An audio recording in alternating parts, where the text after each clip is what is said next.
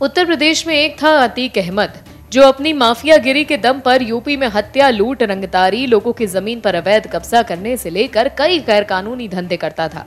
अतीक अहमद के हौसले इतने बुलंद थे कि देश के प्रधानमंत्री नरेंद्र मोदी पर आपत्तिजनक टिप्पणी करने से उसे कोई गुरेज नहीं हुई। लेकिन राज्य में योगी आदित्यनाथ की सरकार आने के बाद अतीक अहमद के बुरे दिन शुरू हो गए थे। अब अतीक अहमद की हत्या के बाद विपक्षी नेताओं को तकलीफ हो रही है। अतीक की हत्या के बाद विपक्षी पार्टियां योगी सरकार को घेरने में लगी हैं। चाहे वो अखिलेश यादव हो या कपिल सिब्बल, सभी बड़े नेता सरकार और पुलिस प्रशासन की कार्रवाई पर गंभीर सवाल खड़े कर रहे हैं। अब इसी कड़ी में कांग्रेस नेता कन्हैया कुमार ने एक कदम आगे बढ़कर केंद्र सरकार और गृह मंत्री अमित शाह पर गंभीर सवाल दागे हैं।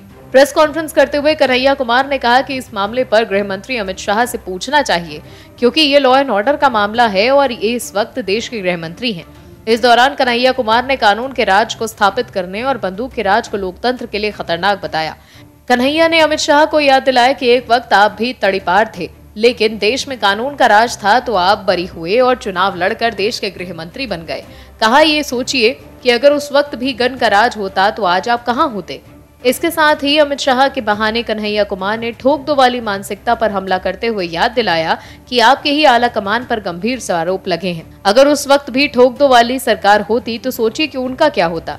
अगर उन आरोपों से बरी होकर आज देश के गृह मंत्री हैं और ये कानून और लोकतांत्रिक प्रक्रिया के कारण ही संभव हो पाया है। लिहाजा देश को ठोक दो वाली नीति को छोड़कर कानून के मुताबिक अपराधियों के साथ निपटना चाहिए।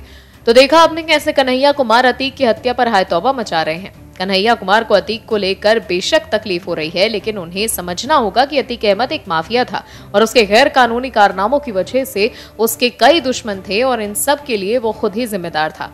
तो कहते हैं ना, जैसी करनी वैसी भरनी, मतलब इंसान को उसके काम के अनुसार ही परिणाम मिलता है और ऐसा ही अतीक अहमद के साथ भी हुआ। और भी वीडियोस देखने के लिए चैनल को सब्सक्राइब करें और बेल आइकन को दबाएं।